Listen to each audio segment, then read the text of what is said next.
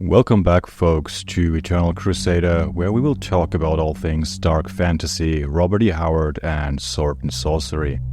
Today we shall revisit the enigmatic sorcerer and mercenary known as Kane, a creation of the legendary author Karl Edward Wagner. So, join us as we immerse ourselves in the intricate and dark world crafted by this author, bearing witness to the terror unleashed upon these realms by the malevolent Dark Crusade of the Sartakis.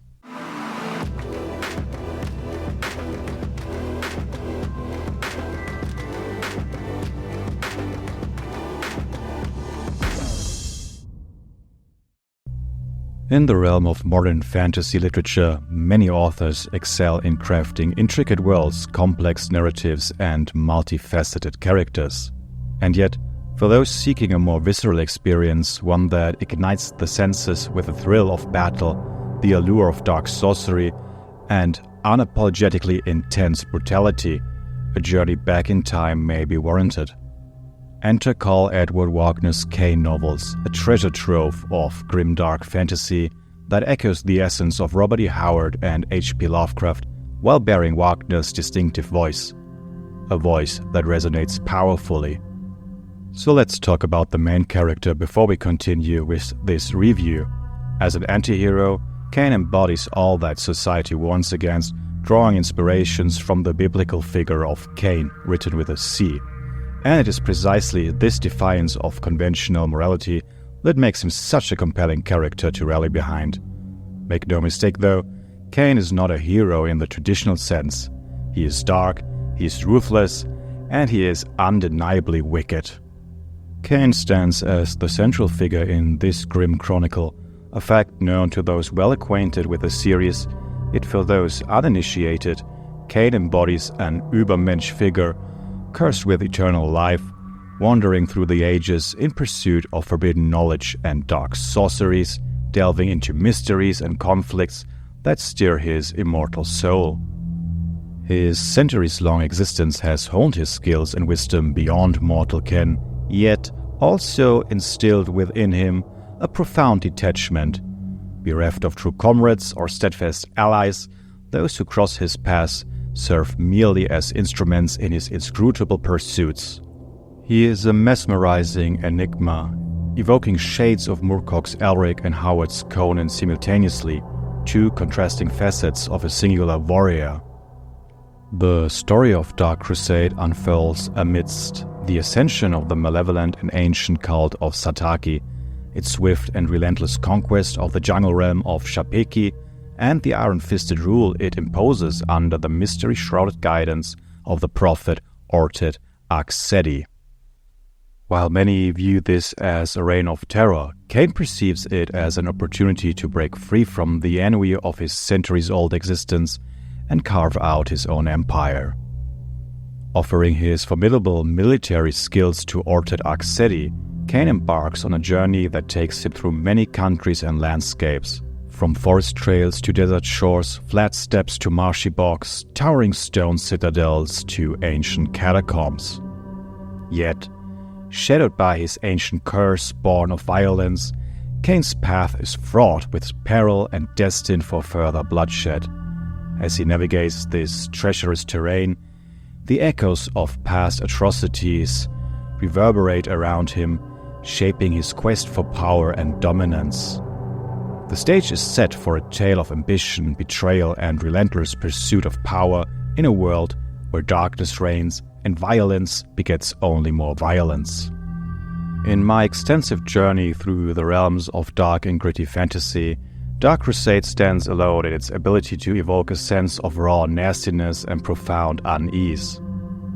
If you believe you have explored the depths of storytelling with tales of royal incest or narratives where even the virtuous meet their demise, prepare yourself for a journey that transcends boundaries yet uncharted. Within Wagner's desolate and merciless realm, every soul is tainted by treachery and driven solely by self-interest. Redemption is but a fleeting illusion, veiled by seemingly noble intentions that conceal a thirst for vengeful bloodshed. The characters crafted by Wagner are inherently self-serving, ruthlessly advancing their own agendas over the broken bodies of their rivals. and they make no apologies for it. While some literary worlds are inviting to visit but chilling to inhabit, Dark Crusade beckons the faint-hearted to question their very presence within its harrowing confines.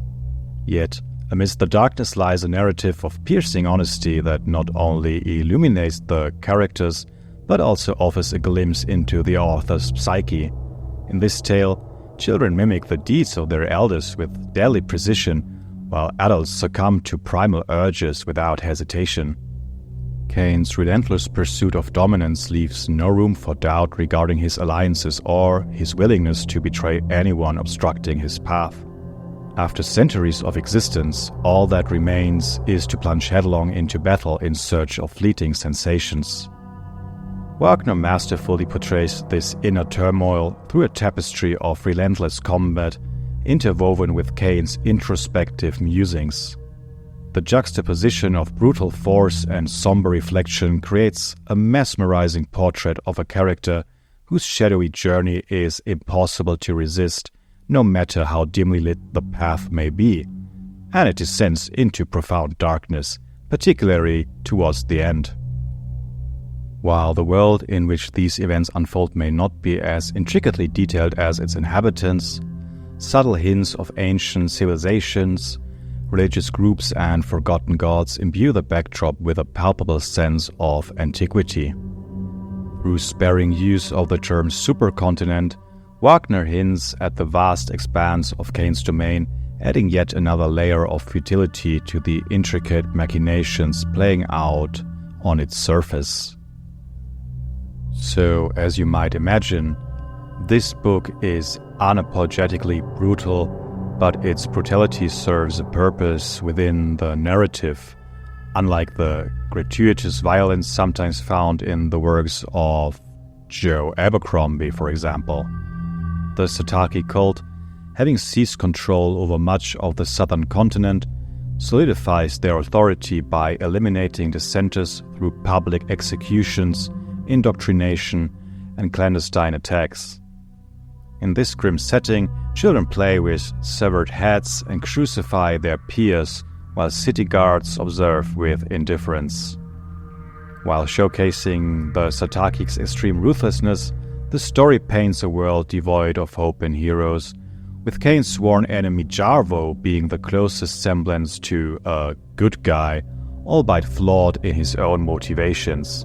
Kane, a self-serving mercenary, participates in the chaos merely to pass the time, offering no salvation for the beleaguered populace whose aspirations are swiftly crushed upon emergence. And let us not forget the prose. It is truly exquisite. Striking a delicate balance between simplicity and elegance, it captivates with its powerful yet unpretentious descriptions. Each line resonates with a beauty that evokes both warmth and unease, akin to a living embodiment of a Frank Frazetta painting. If there is any critique to be offered, it lies in how the ending feels somewhat tacked on, as if Wagner sought to inject a meta twist into the narrative. While the celestial battle against a monstrous eldritch deity adds a cool factor, it veers dangerously close to Deus Ex Machina territory. The potential for exploring infinite universes remains tantalizingly unexplored, leaving readers both intrigued and slightly unsatisfied by this abrupt turn of events. Despite this minor flaw, Dark Crusade remains a compelling tale that lingers in the mind long after the final page is turned. So it's no surprise that Dark Crusade, my first foray into Kane's world, marked on my psyche. Its darkness, its grittiness, its unflinching violence, all encapsulated by a hauntingly evocative Frank Frazetta cover, served as a potent reminder of the primal allure that drew me to dark fantasy in the first place. Karl Edward Wagner's novels stand as a testament to this primal form of gritty storytelling, serving as a progenitor to the grimdark fantasy genre long before its modern resurgence. So folks, thank you for listening once again. And if you like our content, do as our favorite Cimmerian would do.